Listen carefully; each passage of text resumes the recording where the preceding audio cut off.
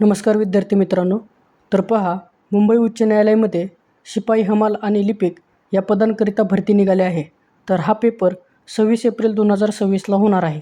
तरी आपण या परीक्षांसाठी अत्यंत महत्त्वपूर्ण प्रश्न पाहणार आहोत. त्यासाठी तुम्ही हा व्हिडिओ शेवटपर्यंत प्रामाणिकपणे पाहण्याचा प्रयत्न करायचा आहे. आणि जर तुम्ही चॅनलवर नवीन असाल तर आपल्या मराठी चॅनलला सबस्क्राईब करा आणि व्हिडिओ आवडला तर व्हिडिओला एक लाईक करा. तर पहा, प्रश्न पहिला आहे, ब्रिक्स शिखर परिषद 2026चे आयोजन कोणत्या देशात करण्यात येणार आहे? तर पहा, या प्रश्नाचे योग्य उत्तर असेल ऑप्शन क्रमांक 4 भारत. तर ब्रिक्स शिखर परिषद 2026चे आयोजन आपल्या भारत देशात करण्यात येणार आहे. या प्रश्नाचे योग्य उत्तर असेल ऑप्शन क्रमांक 4. नेक्स्ट क्वेश्चन, दक्कनच्या पठारावर कापसाची काळी कसदरा मृदा आढळते, तिला काय म्हणतात? तर पहा, या प्रश्नाचे योग्य उत्तर असेल ऑप्शन क्रमांक 2 रेगूर मृदा.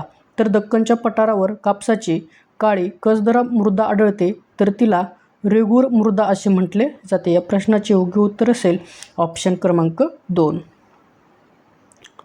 प्रश्न क्रमांक 3, सार्वजनिक सत्यधर्म नावाचे पुस्तक कोणाचे आहे? तर पहा, या प्रश्नाचे योग्य उत्तर असेल ऑप्शन क्रमांक 3 महात्मा फुले. तर सार्वजनिक सत्यधर्म या नावाचे जे पुस्तक आहे ते कोणाचे आहे?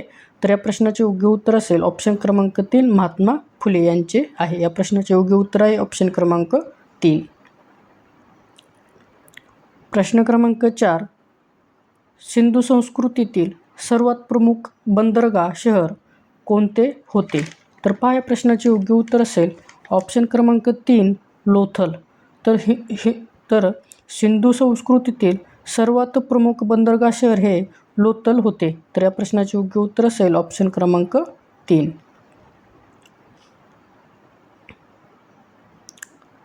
प्रश्न क्रमांक 5, बुलढाणा हा जिल्हा कोणत्या प्रशासकीय विभागामध्ये येतो?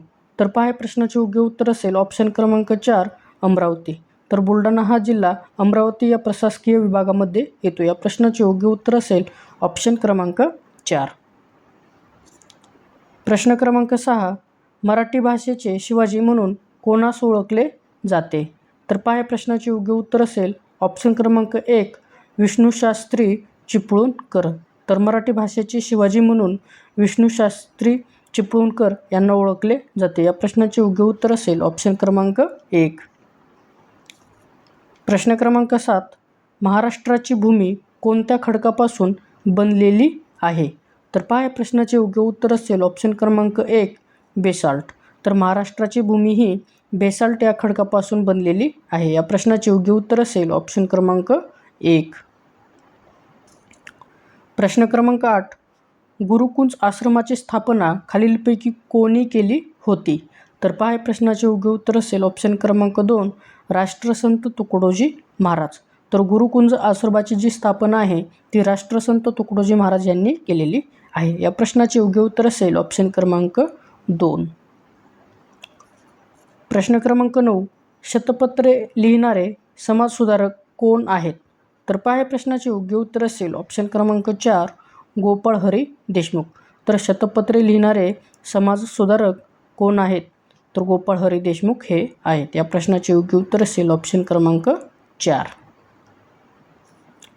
प्रश्न क्रमांक 10, पितामह या उपाधीने कोणत्या भारतीय नेत्यास संबोधले जाते? तर पहा, या प्रश्नाचे योग्य उत्तर असेल ऑप्शन क्रमांक 1 दादाभाई नौरोजी. तर पितामह या उपाधीने कोणत्या भारतीय नेत्यास संबोधले जाते? तर दादाभाई नौरोजी यांना संबोधले जाते. या प्रश्नाचे योग्य उत्तर असेल ऑप्शन क्रमांक 1. प्रश्न क्रमांक 11, दौलताबाद हे ठिकाण कोणत्या फळासाठी प्रसिद्ध आहे? तर पहा, या प्रश्नाचे योग्य उत्तर असेल ऑप्शन क्रमांक 4 सीताफळ. तर दौलताबाद हे ठिकाण जे आहे ते सीताफळ या फळासाठी प्रसिद्ध आहे. या प्रश्नाचे योग्य उत्तर असेल ऑप्शन क्रमांक 4. प्रश्न क्रमांक 12, स्वच्छ भारत अभियानाचे घोषवाक्य काय आहे? तर पहा, या प्रश्नाचे योग्य उत्तर असेल ऑप्शन क्रमांक 3 एक कदम स्वच्छता की ओर. तर स्वच्छ भारत या अभियानाचे घोषवाक्य जे आहे ते एक कदम स्वच्छता की ओर हे आहे. या प्रश्नाचे योग्य उत्तर असेल ऑप्शन क्रमांक 3. प्रश्न क्रमांक 13, मुंबई हाय हे कोणत्या खनिज उत्पादनासाठी निगडीत आहे? तर पहा, या प्रश्नाचे योग्य उत्तर असेल ऑप्शन क्रमांक 3 पेट्रोलियम. तर मुंबई हे खनिज जे आहे ते पेट्रोलियम या उत्पादनासाठी निगडीत आहे. या प्रश्नाचे योग्य उत्तर असेल ऑप्शन क्रमांक 3. प्रश्न क्रमांक 14. भारताचा उपराष्ट्रपती किती वर्षासाठी निवडला जातो? तर इम्पॉर्टंट प्रश्न आहे हा. तर भारताचा उपराष्ट्रपती हा 5 वर्षासाठी निवडला जातो. या प्रश्नाचे योग्य उत्तर असेल ऑप्शन क्रमांक 1. प्रश्न क्रमांक 15. महाराष्ट्रातील कोणत्या जिल्ह्यात सर्वाधिक लेणी आहेत? तर पहा प्रश्नाचे योग्य उत्तर असेल ऑप्शन क्रमांक 3 छत्रपती संभाजीनगर. तर महाराष्ट्रातील छत्रपती संभाजीनगर या जिल्ह्यात सर्वाधिक लेणी आहेत. या प्रश्नाचे योग्य उत्तर असेल ऑप्शन क्रमांक 3. प्रश्न क्रमांक 16. तोतलाडोह या धरणाच्या जलाशयाचे नाव खालीलपैकी काय आहे? तर पहा प्रश्नाचे योग्य उत्तर असेल ऑप्शन क्रमांक 3 मेघदूत सागर. तर तोतलाडोह या धरणाचे जे नाव आहे ते मेघदूत सागर हे आहे. या प्रश्नाचे योग्य उत्तर असेल ऑप्शन क्रमांक 3. प्रश्न क्रमांक 17. दूधगंगा या धरणाच्या जलाशयाचे नाव खालीलपैकी काय आहे? तर पहा प्रश्नाचे योग्य उत्तर असेल ऑप्शन क्रमांक 3 राजश्री शाहू सागर. तर दूधगंगा या धरणाच्या जलाशयाचे जे नाव आहे ते राजश्री शाहू सागर हे आहे. या प्रश्नाचे योग्य उत्तर असेल ऑप्शन क्रमांक 3.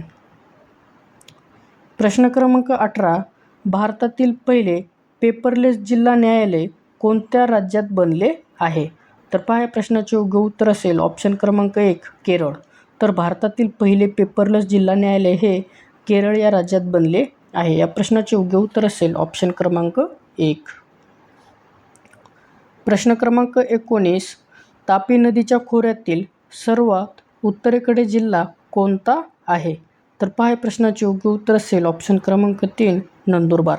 तर तापी नदीच्या खोऱ्यातील उत्तरेकडे नंदुरबार हा जिल्हा आहे. या प्रश्नाचे योग्य उत्तर असेल ऑप्शन क्रमांक 3.